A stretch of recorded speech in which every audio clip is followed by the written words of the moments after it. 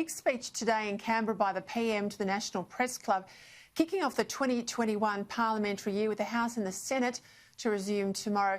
Now, these scene-setting speeches have become a bit of a rhythm of the leaders' return to Canberra and are designed to outline what's on the agenda both for public consumption but also serves as key messaging amongst professional lobbying and business class leaders around the country.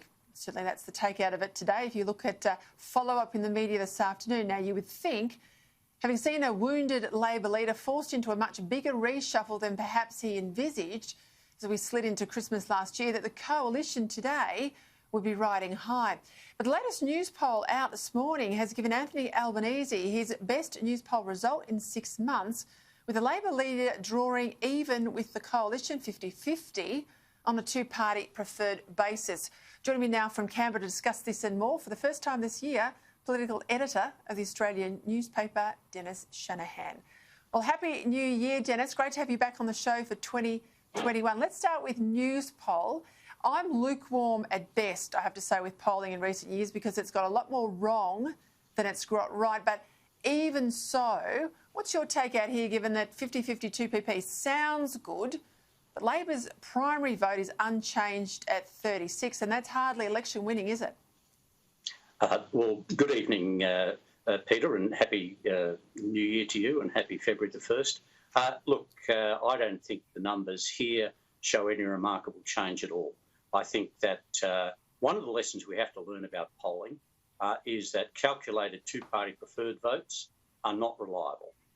You do have to keep an eye on the primary votes, and I think that too often people, particularly journalists during election campaigns, are too quick to just base a judgment on a two-party preferred vote instead of looking at the history of primary votes and the situation of seats. Now, I think on the primary vote that we have today, Labor couldn't win the election if it was, so-called held tomorrow, and as well, the overall supremacy of Scott Morrison over Anthony Albanese has been maintained. There was a small drop in some of Scott Morrison's personal support. That's what you'd expect over the Christmas break. Look, I think that the Labor Party's primary vote is still too low. It's as low as it was when they lost the election, and I just can't see them regaining any great ground in the near future. Yeah, I think it's very much the primary vote with you, and I would also say I think the leader is not cutting through, and he's been in the parliament for 25 odd years. People have had a good time to have a look at him. They're not buying what he's trying to sell, and even if there is policy change, I doubt they've got the personnel where they need to be to sell it. But let's have a look at the PM's speech today. It's one of the National Press Club. Very heavy in terms of policy material there, laying out this big agenda. A lot of strong messages. A return to fiscal discipline. Well, hallelujah. Winding back some of these COVID largesse. Unexpected lines there, I have to say, on energy and emissions reduction, using the phrase, net zero 2050, not saying it's there, but not saying it's not there either. It felt like an election year pitch to me. What did you think? Well, yes, I think that... And look, no one knows when the election's going to be held. Scott Morrison doesn't know, but I still think it's more likely it'll be held this year than next year. And given that, his speech today could have been a real election pitch. He went back over, he reminded people about last year and Australia's relative success in the world, both economically and as far as the health pandemic treatment is concerned. He didn't neglect that point. He went back and said to everyone, congratulations, we've all done very well. This was a reinforcement of a message which has had him well in front in the polls. I think then that he moved on to the agenda for this year.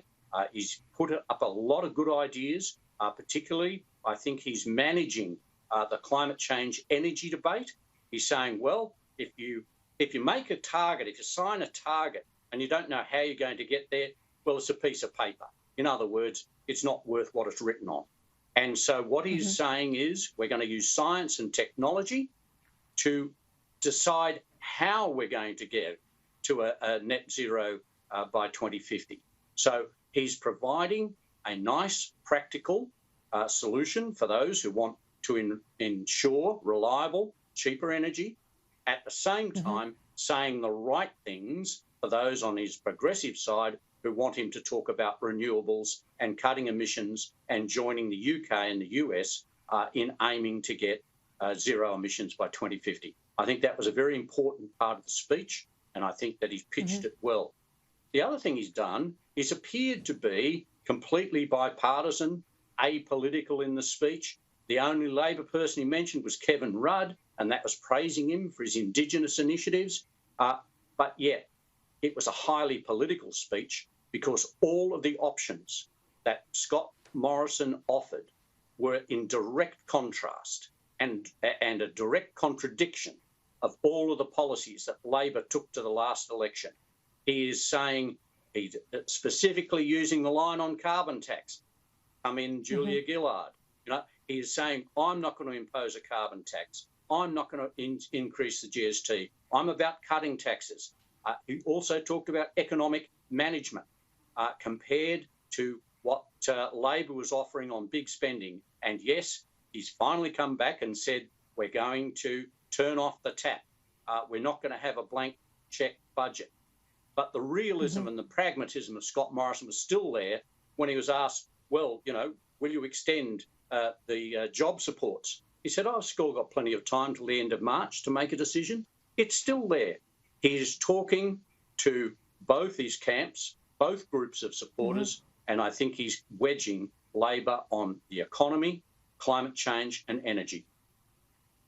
Yeah, he was definitely, in my view, road testing some of the lines, whether they're going to put that speech into focus groups or not, just trying to get some line and length with the messaging. And I think it's incredibly important. Too often in politics, you announce something one day and you move on to the next issue and the next issue, and you don't spend enough time reminding people what you've done to date. There was a lot of that there today. That's quintessential sort of campaign work, and he was doing it very much this afternoon.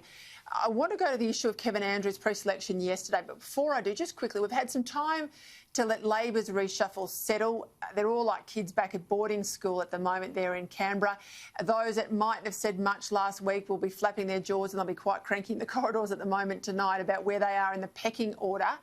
A lot of carry on about this false fight about a shadow ministry precedence order, which doesn't actually exist in form. Nonetheless, politicians love where they sit in the chamber, and they love where they appear on the list at the top and at the bottom. I tell you, I've got some scars on my back from all of that from years ago. But how do you see Anthony Albanese's reshuffle going down? Look, I think that I think some of the appointments will be seen as a sign of weakness by Anthony Albanese. I think that he had no choice but to shift Mark Butler. If he left Mark Butler where he was, they would have come after Anthony Albanese even sooner. I think that the creation of the so-called super portfolio for his deputy, Richard Marles, is another sign that, hold on, what was happening here? We have a shadow treasurer, Jim Chalmers. He's been doing a reasonable job on that front in a difficult year. And yet now Anthony Albanese is saying we need to have an economic angle on the COVID recovery. And so Richard Marles, who is a nice person but not a big impact person, who is generally quite meek and mild, has come and been put into the frontline COVID response with an economic banner. This seems to me to be an admission or perhaps a criticism that Labor was not making a proper dent in the recovery, the economic recovery narrative of Scott Morrison and Josh Frydenberg. I think that they'll settle down. They'll be all right. Yeah, well, we'll see. We'll see. It's a long time to go, particularly if it's an election year. I want to go to the pre-selection, as I said yesterday. Kevin Andrews now out at the next election of the seat of Menzies in relatively inner-city Melbourne, the suburbs of Melbourne. It's one of the better seats in Victoria.